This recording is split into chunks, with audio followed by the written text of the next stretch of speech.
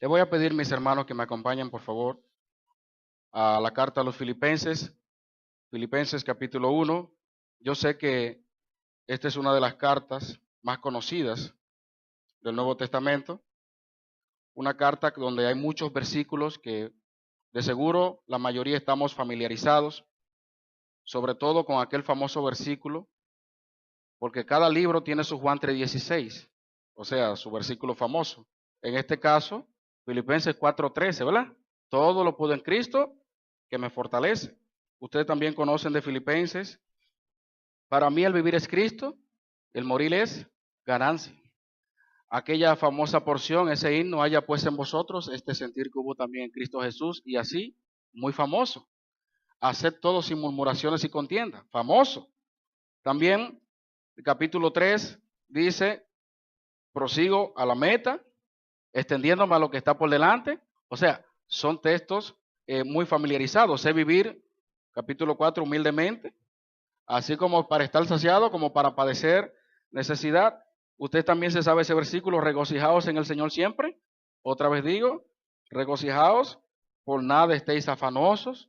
O sea, hay muchos versículos allí que de alguna forma u otra, todos podríamos decir que estamos familiarizados. Sin embargo, la porción que vamos a leer en esta mañana, que comprende los versículos 3 al 11, posiblemente sean los versículos menos citados de esta carta, pero que tienen una gran enseñanza, al igual que toda la carta. Por eso, hermanos, les pido que leamos los versículos 3 al 11. Dice la palabra de Dios lo siguiente.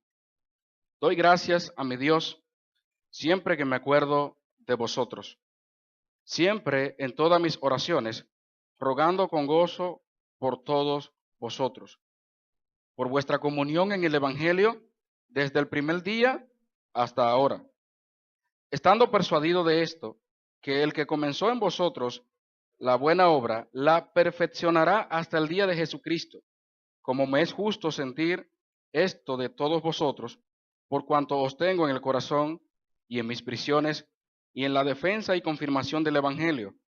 Todos vosotros sois participantes conmigo de la gracia, porque Dios me es testigo de cómo os amo a todos vosotros con el entrañable amor de Jesucristo. Y esto pido en oración, que vuestro amor abunde aún más y más en ciencia y en todo conocimiento, para que aprobéis lo mejor, a fin de que seáis sinceros e irreprensibles para el día de Cristo, llenos de frutos de justicia que son por medio de Jesucristo, para gloria y alabanza de Dios. Muy familiarizado, ¿verdad? Hemos estado con estos versículos, quizás no. Pero hermanos, el tema que quiero compartir en esta mañana se desprende precisamente de esta porción, la comunión en el Evangelio. A partir del versículo 3 y 11 es donde estaremos haciendo énfasis, pero es necesario, casi obligatorio, para poder llegar a este punto, entender cuál es el trasfondo de esta carta. Y permítame darle algunos datos interesantes. Ya usted sabe que comúnmente la carta a los filipenses se le conoce como la epístola de ¿qué? Del gozo, y no es para menos. Es una de las epístolas más personales y afectuosas del apóstol Pablo, y obviamente la ciudad de donde viene el término filipenses, el gentilicio, la ciudad es llamada Filipos.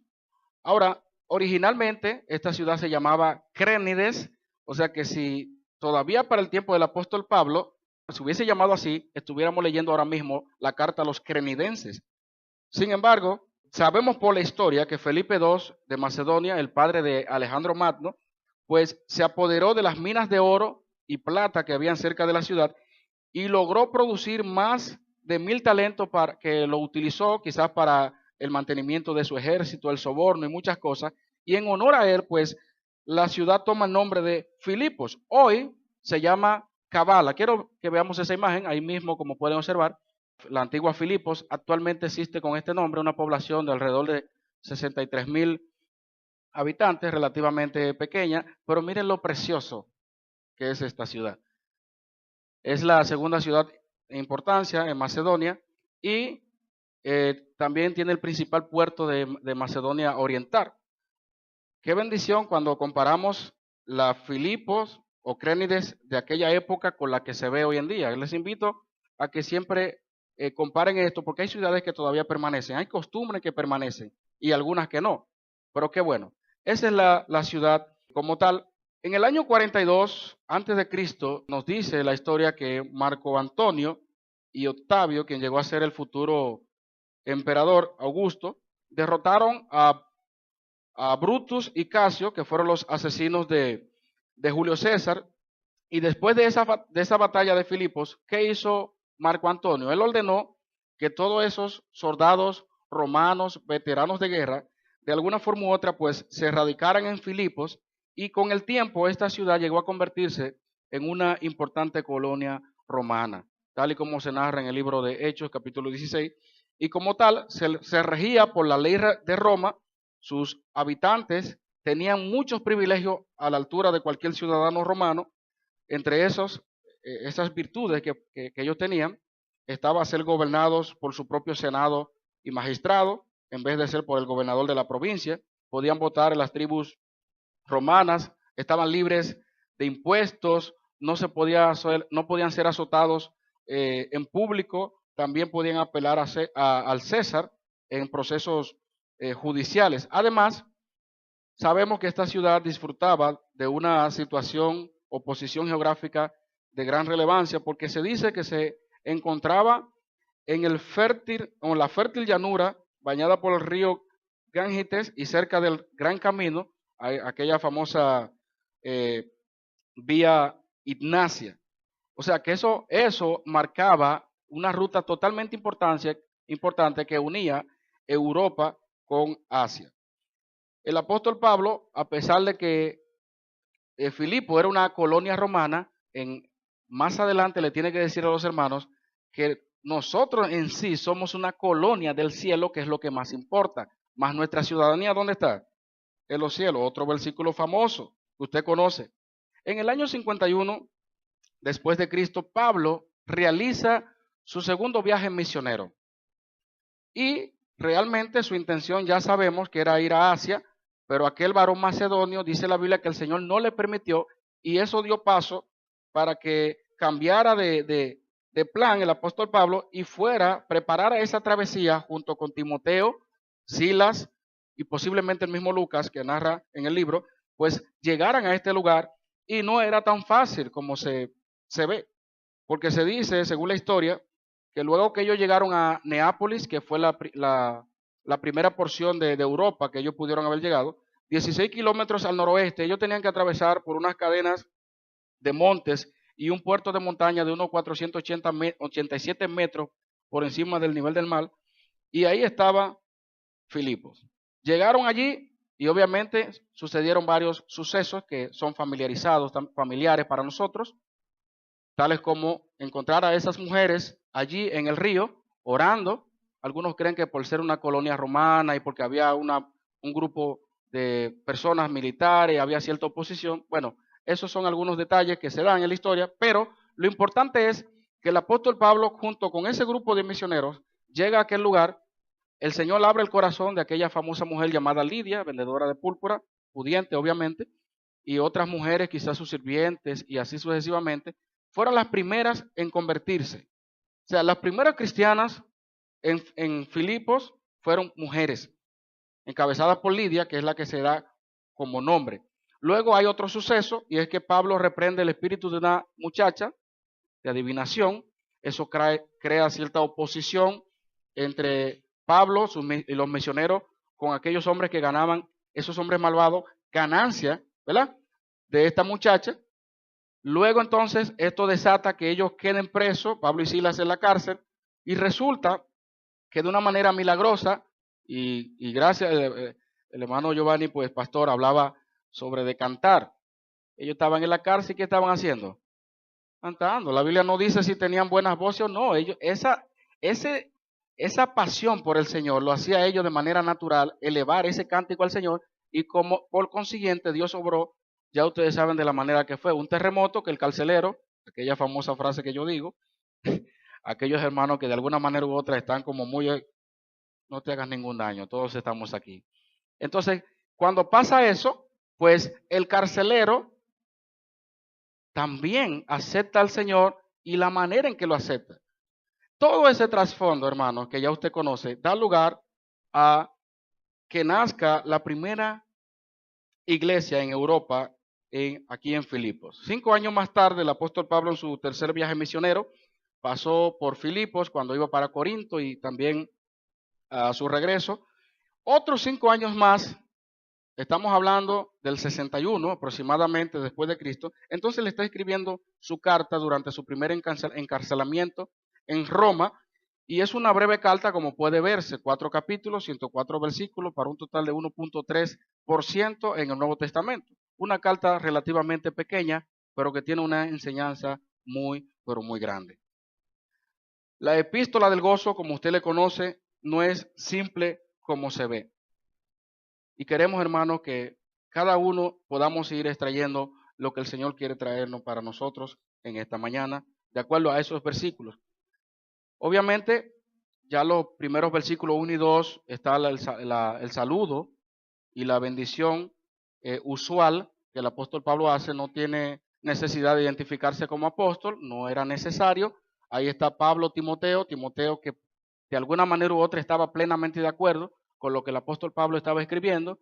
Pero fíjense, aquí tenemos 3 versiones que son por lo regular versiones que citamos y que quizás usted tenga la NBI o la Biblia de las Américas, Reina Valera, pero aquí están la posible diferencia que pueden encontrarse tanto en un texto, en un verso como en otro, en una versión como en otra. Lo primero que dice en el versículo 3, ahí dice, doy gracias a mi Dios siempre que me acuerdo de vosotros. La única diferencia allí es cada vez que está en la NBI, pero después en las demás versiones pasa igual. Algo importante, hermanos, que nosotros debemos saber es que Pablo utilizó 11 veces la palabra griega eucharisto, que es la que ahí se traduce como doy gracias, podemos verlo más adelante. Bueno, algunos versos paralelos los vamos a ver después, pero eucharisto, que es allí donde dice doy gracias, encierra la idea de estar completamente agradecido, complacido, satisfecho. Doy gracias. Usted lo puede ver en las distintas cartas, en Romanos, Corintios, Timoteo, Colosenses. Por ejemplo, vamos hacia atrás ok, ahí hay unos versos paralelos cuando comparamos ese mismo versículo con otros. Y miren lo que dice Colosenses 1:2. Siempre orando por vosotros, damos gracias a Dios, Padre de nuestro Señor Jesucristo. También dice 1 Tesalonicenses 1:2, damos siempre gracias a Dios por todos vosotros, haciendo memoria de vosotros en nuestras oraciones. 2 Tesalonicenses 1:13, por lo cual también nosotros sin cesar damos gracias a Dios. 2 Timoteo 1:3, doy gracias a Dios de que sin cesar me acuerdo de ti. A Filemón 1:4 dice, doy gracias a Dios haciendo siempre memoria de ti en mis oraciones. O sea, Pablo no era una persona que se olvidaba fácilmente de las personas, de los hermanos, de la bendición que representaba haber estado con ellos. Y es muy interesante que él inicia aquí en el versículo 3 diciendo, doy gracias a Dios. Y en el contexto que muchas veces Pablo expresaba estas palabras, doy gracias a Dios, él lo decía sobre la base, ya sea porque la fe de los cristianos de Roma se divulgaba por todo el mundo, por la gracia que le había sido dada en Cristo a los corintios, por haber oído la fe y el amor de los colosenses, por la fe y el amor y la constancia de los tesalonicenses, por traer a la memoria la fe no fingida que había ¿en quién? En Timoteo, o porque oyó del amor y de la fe que tenía Filemón hacia el Señor y para con todos los santos. Estas cosas despertaban en el apóstol Pablo una profunda satisfacción al punto de alabar a aquel que produce ese querer y ese hacer por su buena voluntad. El apóstol Pablo expresó 8 veces en su carta que se acordaba o que hacía memoria de alguien o de algo. Doy gracias a Dios. Imagínense, Pablo está escribiendo en la cárcel. Tenía tiempo suficiente para recordar, para reflexionar, para meditar. Y más adelante vamos a ver exactamente las posibles cosas en las que Pablo estuvo pensando de estos hermanos de Filipo. Pero el verbo allí está en presente, doy gracias, sugiere una acción continua. Doy gracias. No está diciendo voy a dar gracias, daré gracias. No, doy gracias. Y eso se conecta con lo que dice ahí mismo dice, siempre que me acuerdo de vosotros. El otro texto que leímos como paralelo decía, haciendo siempre memoria, sin cesar, me acuerdo de ustedes. Y hay algo interesante entonces, hermanos, que podemos extraer de allí, porque eso habla de la comunión que había entre Pablo y estos hermanos.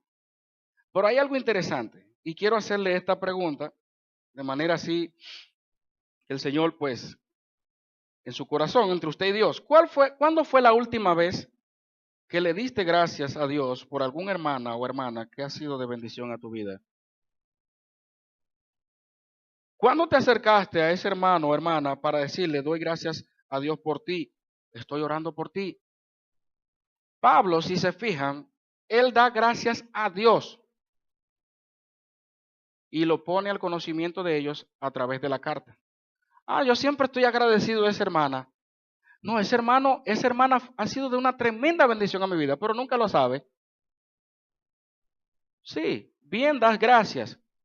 Pero hermanos, usted no se imagina el ánimo que puede producir en ese corazón que quizás esté afligido, el usted decirle, yo doy gracias a Dios por ti.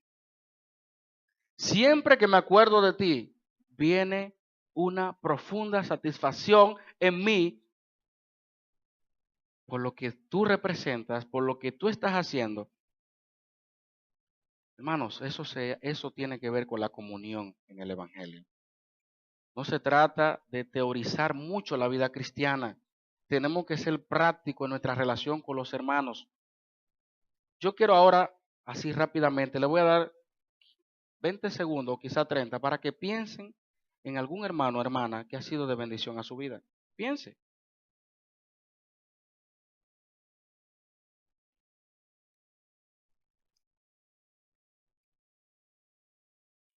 Dele gracias a Dios por esa persona.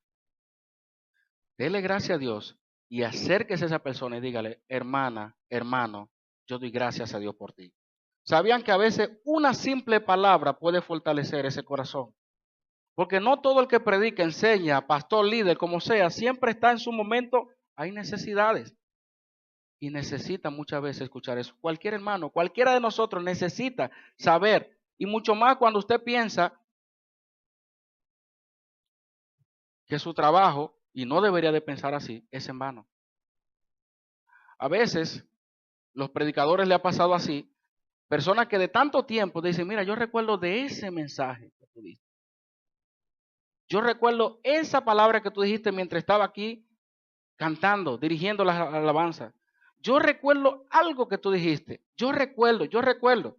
Pero no tenemos tiempo de recordar muchas cosas. ¿En qué estamos ahora? Tenemos más tiempo para recordar el mensaje que nos enviaron por internet que recordar otras cosas que son más importantes, hermanos. Demos gracias a Dios siempre que nos acordemos de esos hermanos. Pero si invertimos la pregunta y decimos, ¿crees que tu vida hace que abunde en los hermanos muchas acciones de gracia para glorifican a Dios? La ponemos al revés, porque Pablo estaba dando gracia a raíz de lo que vamos a mencionar como recuerdo de lo que Dios había hecho en la vida de estos hermanos y la bendición que él mismo había recibido. Pero de manera ya personal, nuestra vida hace o produce acción de gracias en otro. ¿Creemos entonces que cuando hicimos esta reflexión de 30 segundos, alguien pensó en nosotros? Entonces, hermanos, tenemos que ver realmente qué estamos haciendo. Si estamos manifestando el amor, si estamos cumpliendo el rol para el cual Dios nos tiene en esta iglesia. También dice, siempre, esto se conecta inmediatamente con el mismo versículo 3, siempre en todas mis oraciones, rogando con gozo por todos vosotros.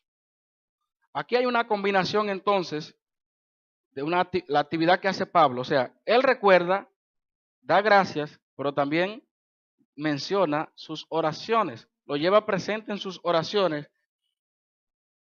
Pero él no solamente ora por ello y lo presenta a Dios, sino que hay una actitud detrás de eso y él lo hace con chairo o charas, jairo, algunos traducen de otra forma, pero vemos gozo, regocijo, alegría, entusiasmo.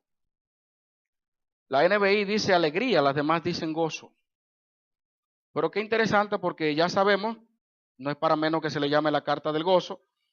El apóstol Pablo utiliza allí 7 veces, es asimismo nuestra versión, gozo, 3 veces regocijaos, 2 veces gozaos, una vez me regocijo, una vez gozaré, una vez gocé, una vez gocéis, para un total de 16 veces. Entonces, la cláusula principal del versículo 3, cuando la conectamos con el versículo 5, porque él dice, doy gracias, y en el versículo 5 es que dice, por vuestra, o sea, ahí se conecta realmente cuál es el motivo de su gracia.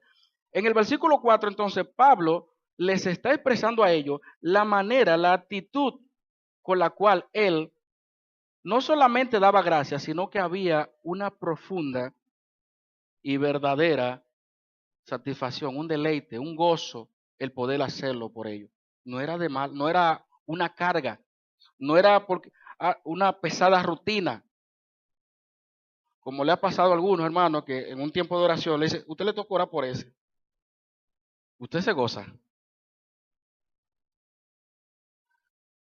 Hay casos que se han dado que hay hermanos que hasta se mueven de asiento por no orar por esa hermana o ese hermano, como una pesada rutina, una carga.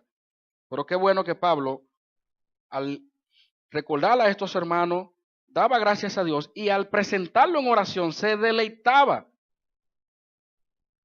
Posiblemente hay personas que estén orando por otro y digan, yo estoy orando, pero Dios conoce nuestros corazones. Dios sabe nuestras intenciones y sabe si realmente eso se desprende del verdadero gozo. Y esto debe ser un reto para nosotros, porque Él lo hacía con gozo, no por alguien en particular, sino dice, por todos vosotros. Estamos todavía atrás. Por todos vosotros. O sea, no era por un grupo privilegiado. Dice, por todos vosotros. Nadie se escapaba, hermano. Los que son difíciles, los que son fáciles de sobrellevar, yo le doy gracias. Yo oro con gozo por todos vosotros. Ahí se incluían a Evodia y Síntique, que también tenían su diferencia. Él está orando por todo ello, con gozo. Hermanos, aprendamos a orar con gozo. Si usted tiene una mala actitud a la hora de orar por algún hermano, créame que eso no es del agrado del Señor. La oración no es un asunto mecánico de que dije 3 palabras en griego, 2 en arameo y Dios bendiga a aquel hermano. Dios prueba nuestros corazones, hermanos. Dios sabe con qué intención. Usted dice, ay Señor, dale ese carro, pero cuando viene a ver su corazón es para que choque. Oh Señor, dale ese motor que lo necesita.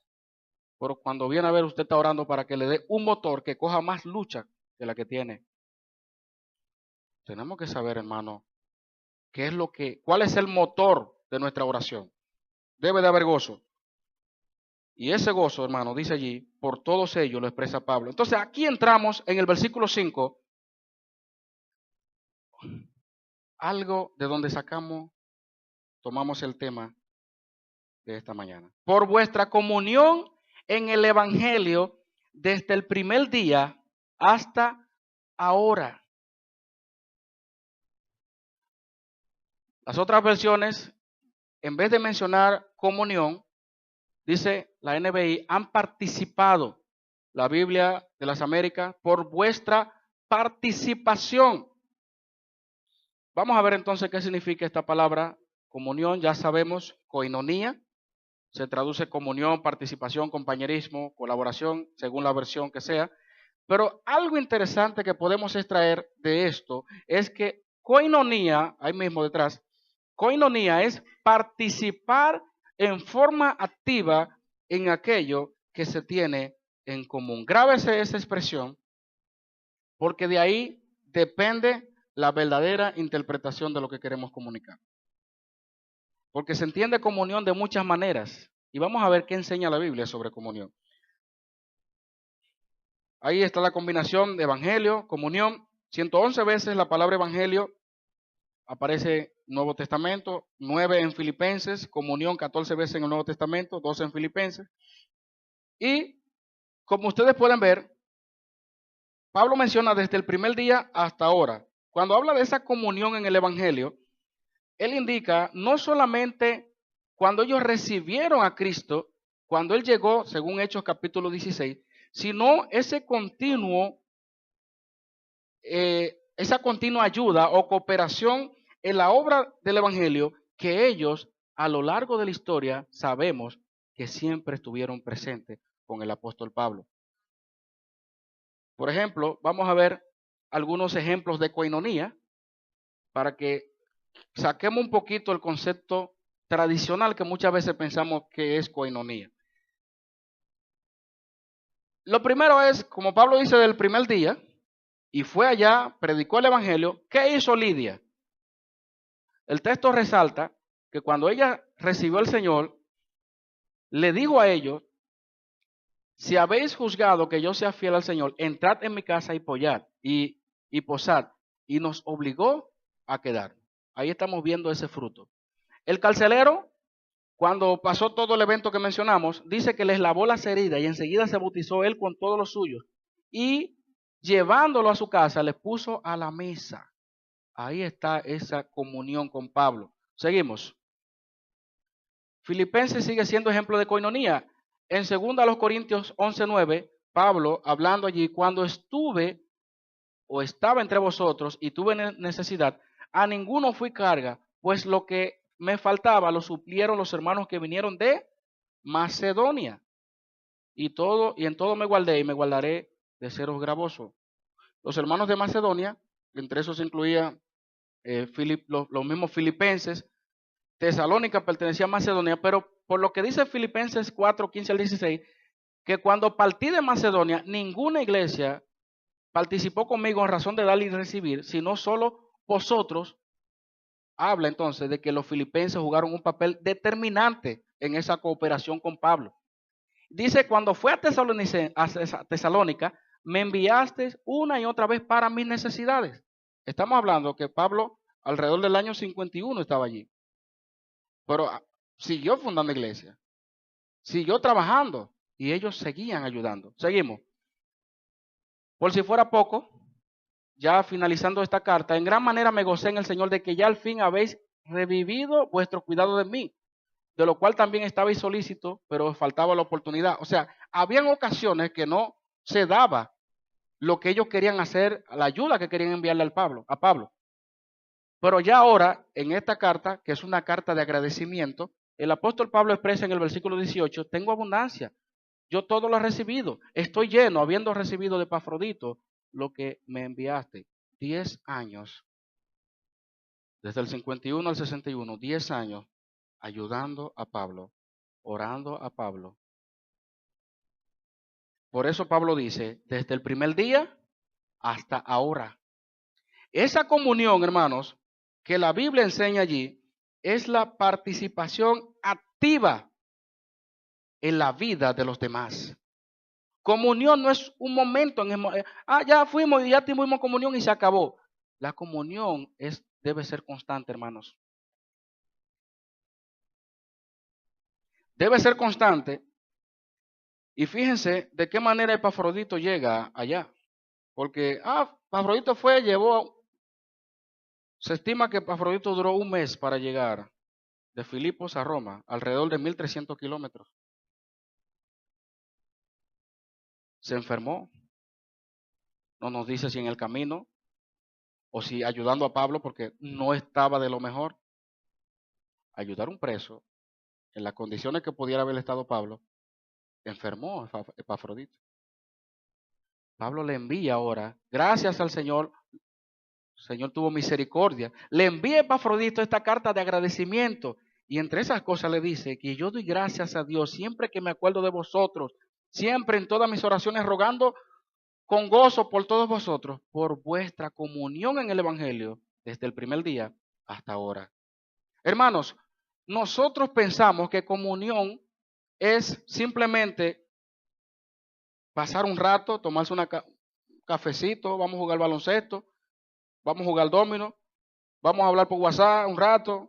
¿Qué les parece si vamos a la playa y chévere? Vamos a pasar un fin de semana en un hotel, qué chévere. Eso usted está compartiendo. Pero lo que la Biblia enseña de comunión desde el punto de vista bíblico tiene que estar ligado al Señor. Porque eso lo hacen los demás inconversos. Van a fiesta, cantan, brincan. ¿Qué es lo que nos une a nosotros, hermano? Cristo. ¿Por qué hay tantos cristianos que hablan de todos los temas del mundo y no aparece un versículo en esa conversación? ¿Qué pasa? ¿Dónde está Cristo ahí? Si nosotros tenemos una común salvación, si tenemos una común fe, si tenemos un Dios, un mismo Padre, un solo Señor, ¿por qué se ausenta de nuestras conversaciones? ¿Qué clase de comunión tenemos, hermanos? Todas esas cosas que yo mencioné es la forma pasiva de comunión. La forma activa es cuando mi vida se une a la del otro hermano y yo oro por ese hermano. Si hay que ayudarlo, lo ayudo. Si hay que visitarlo, lo visito. Eso es comunión. Nos conocemos la mayoría en el culto, ¿verdad? ¿Cuántas veces usted ha visitado a tal o cual hermana? Yo nada más conozco a eso y ya. Por eso es que las iglesias necesitan tener tiempo de compañerismo, necesitan salir para que podamos fomentar la comunión a la cual fuimos llamados. Aún el idioma común que se usaba era el griego koine, que era todos podían participar. Y ahí está el Nuevo Testamento. Entonces, comunión, hermano, es participar en forma activa en aquello que se tiene en común. No es solamente de gozar de la presencia de los hermanos. Qué bonito culto. Acerquémonos. Oremos el uno por el otro. Todo lo que la Biblia dice, uno por el otro, hágalo. Eso es comunión.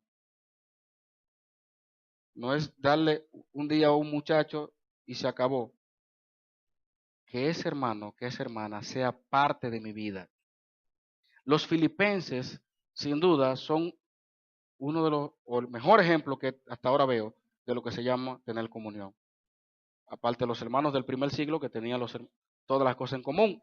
Pero ¿qué dice allí? Desde el primer día hasta ahora. Y muchas veces no se le daba esa oportunidad. Habrá salmos, himnos y cánticos espirituales entre nosotros. ¿De qué hablamos? ¿Qué es lo que nos interesa? Entonces dice ahora el versículo 4, el apóstol Pablo, estando persuadido de esto, que el que comenzó en vosotros la buena obra la perfeccionará hasta el día de Jesucristo. De una cosa podemos estar seguros. Y ahí qué bueno que Pablo combina la perseverancia de estos hermanos en su comunión y la preservación de Dios en todo el sentido de la palabra. Cuando Pablo dice allí, estando persuadido, convencido o seguro, como dicen las otras versiones, que Dios, obviamente, empezó esa obra en ustedes, la irá perfeccionando. Y ya sabemos que ellos eran salvos.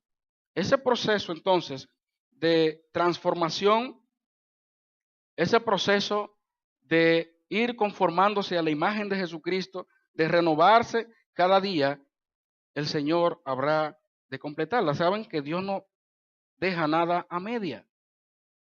Dios lo que empieza en su vida lo va a terminar. Por eso entonces revisemos hermanos, qué es lo que estamos haciendo. Pablo estaba totalmente seguro, plenamente seguro de que Dios iba a esos hermanos fieles que tenían comunión en el Señor, cada día iba a completar esa obra en la vida de ellos. Hasta ese día, hermanos, nuestro crecimiento en el Señor seguirá siempre hasta su venida. Yo no puedo decir hasta aquí llegué. yo tengo que seguir cada día fomentando, profundizando mi relación con el Señor. No es un asunto superficial, es un asunto real, es un asunto entre usted y Dios que se refleje en la comunión con los demás. ¿Saben por qué muchas veces es difícil, hermanos, tener comunión a la altura de lo que la Biblia enseña?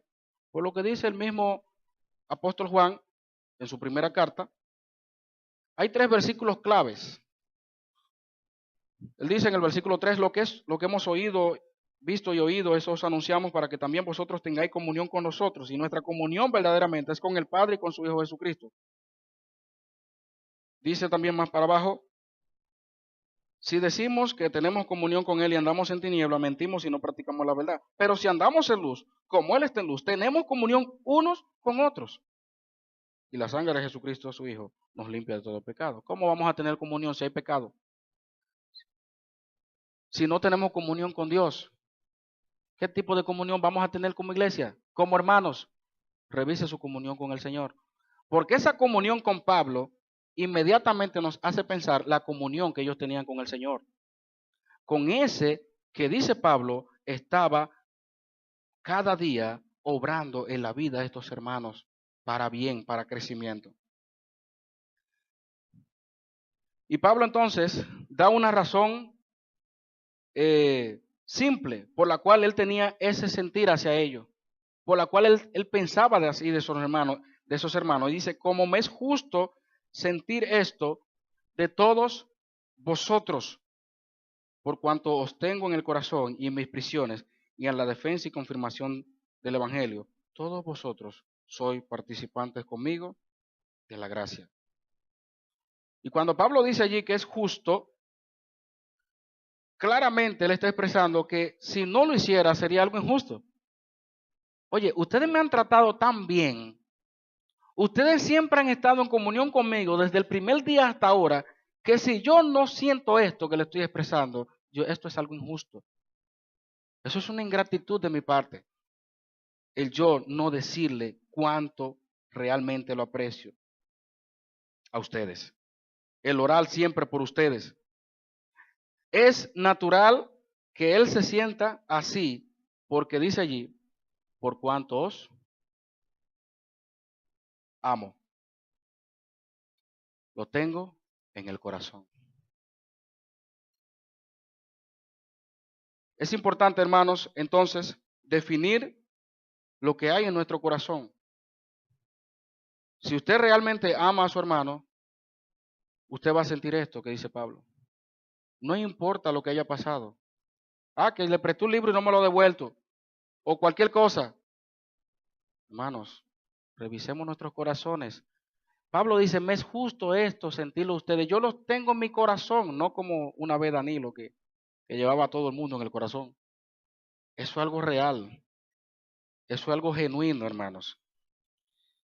Estos hermanos dice, estuvieron conmigo en mis prisiones, en la defensa, confirmación. O sea, en todas las situaciones, Pablo presenta, y por eso dice, vamos a ver, la NBI traduce claramente, es justo que yo piense así de todos ustedes porque los llevo en el corazón, pues ya que me encuentre preso defendiendo y confirmando el Evangelio, todos ustedes participan conmigo de la gracia que Dios me ha dado.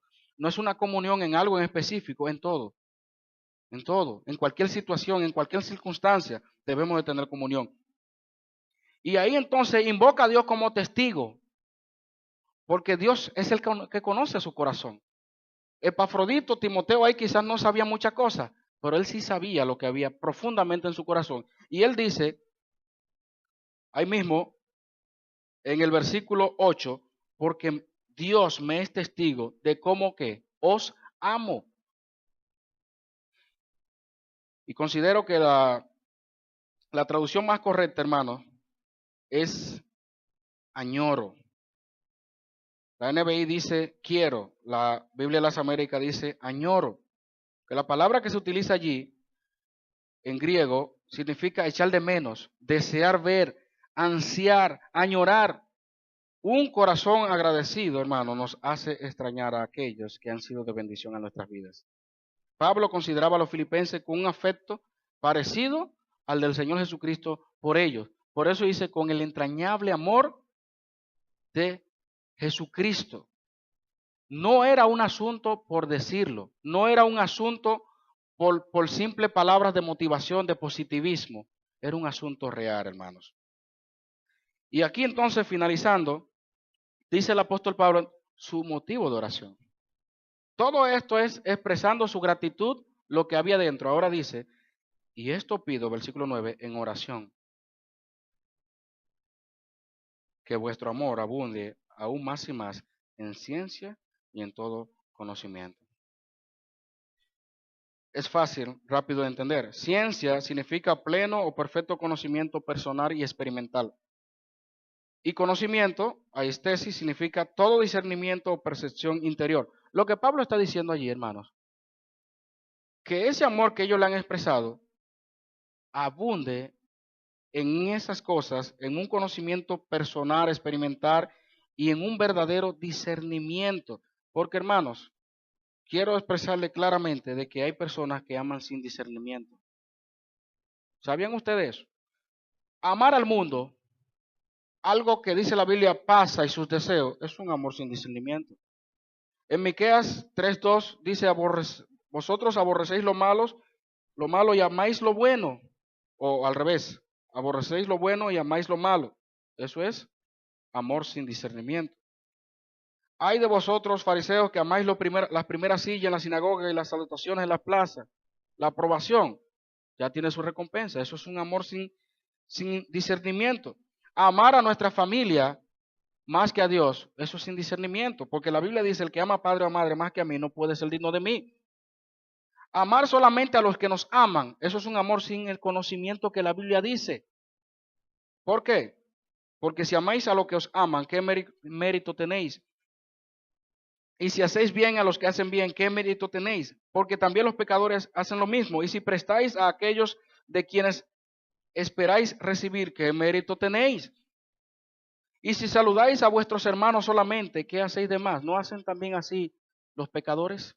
Eso es un amor sin discernimiento. Pablo entonces le está diciendo a ellos, yo pido en oración que ese amor que ustedes me han manifestado cada día abunde aún más y más en ciencia, en conocimiento, que no sea algo envanecido, que Dios le dé cada día esa capacidad, ese conocimiento, ese discernimiento por una simple razón, para que aprobéis lo mejor.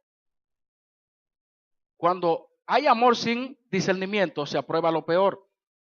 Me enamoré de una impía o de un impío. ¿Cómo se relaciona esto? ¿Qué comunión tiene Cristo con Beliar? ¿Qué concordia el templo con los ídolos? Hay muchas cosas, hermanos, que se toman decisiones sin discernimiento y pensamos que es amor. El amor que enseña la Biblia, hermano, tiene que estar basado sobre la base del conocimiento de la palabra de Dios, el discernimiento que da Dios. Porque de nada sirve que yo diga amo una cosa y no lo paso por el filtro de la palabra que yo amo. Si eso contradice a Dios, entonces yo no debo de amar eso. Pablo está diciendo que abunden esas cosas, dice claramente, para que ustedes tengan la capacidad de aprobar, someter a prueba las cosas que son más importantes. Porque hay tantas discusiones en las iglesias, a veces por temas y situaciones que no valen la pena. No vale la pena. Cuando usted cada día le añade el Señor ese conocimiento, ese discernimiento y ese amor, miren, las decisiones que salgan de ahí van a ser decisiones para lo mejor. Decisiones que verdaderamente valen la pena. Importante, no superficiales. El cristiano debe tener un concepto bien definido de lo que Dios quiere para su vida y tomar decisiones que honren el nombre de Cristo.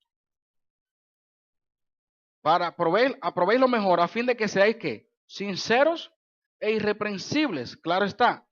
Sinceridad allí, sincero, poner a la vista a la luz del sol, algo que se encuentra claro, transparente, lo que equivale a puro, incontaminado, limpio, irreprensible, literalmente libre de culpa, ileso, intachable.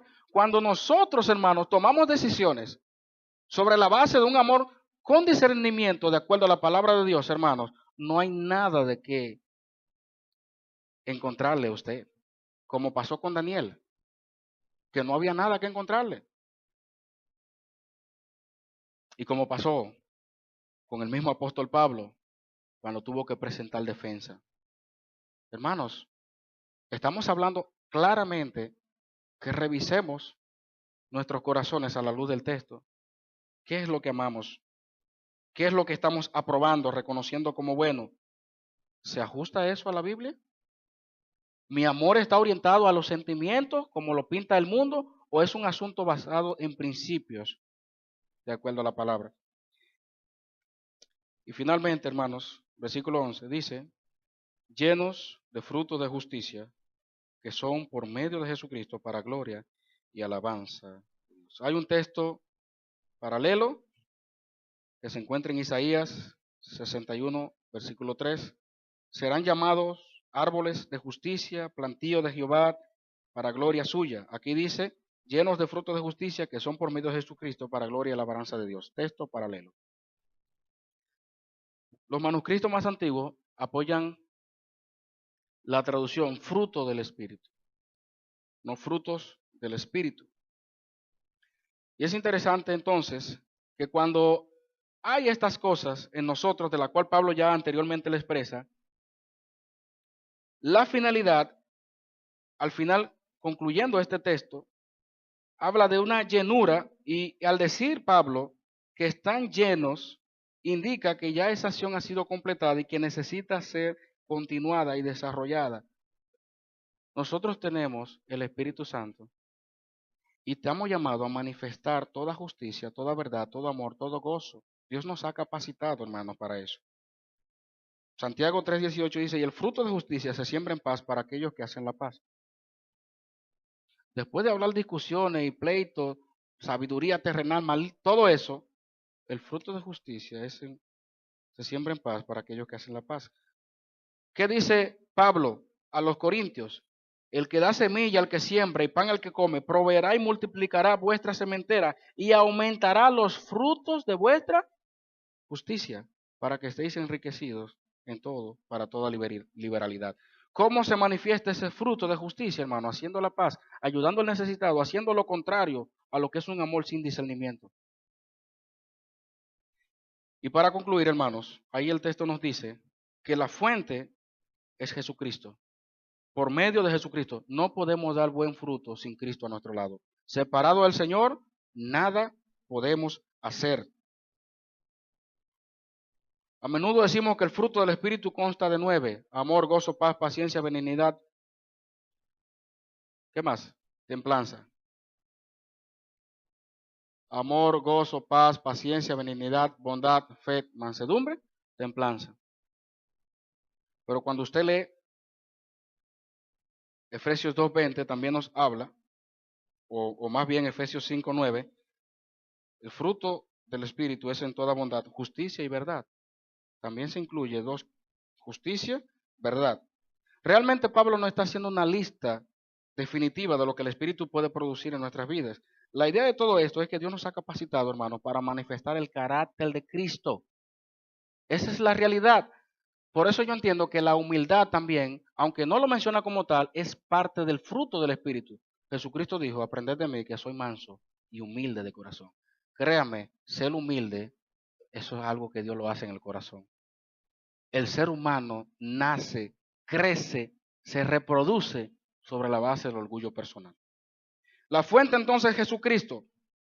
Asegure su relación con el Señor y lo dice, y la finalidad de todo lo que hemos dicho, hermano, y nos vamos a nuestra casa, es que el objeto de todo esto es la gloria y alabanza de Dios, llenos de frutos de justicia que son por medio de Jesucristo para gloria y alabanza de Dios. Juan 15:8, en esto es glorificado mi Padre, en que llevéis mucho fruto y seáis así mis discípulos. La mejor forma de ensalzar el honor de Dios es por medio de una vida llena de frutos de justicia.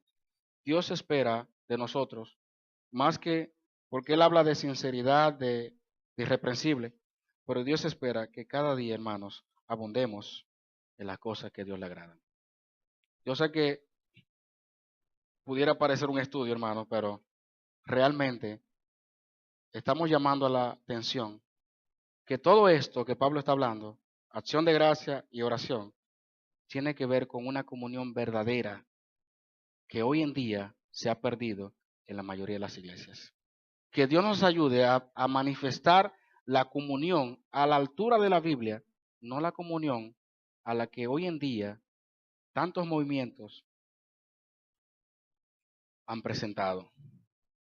Comunión, comemos ya. Hermanos, si Dios no está presente en nuestras conversaciones, en nuestras reuniones, revise qué tipo de comunión usted está teniendo.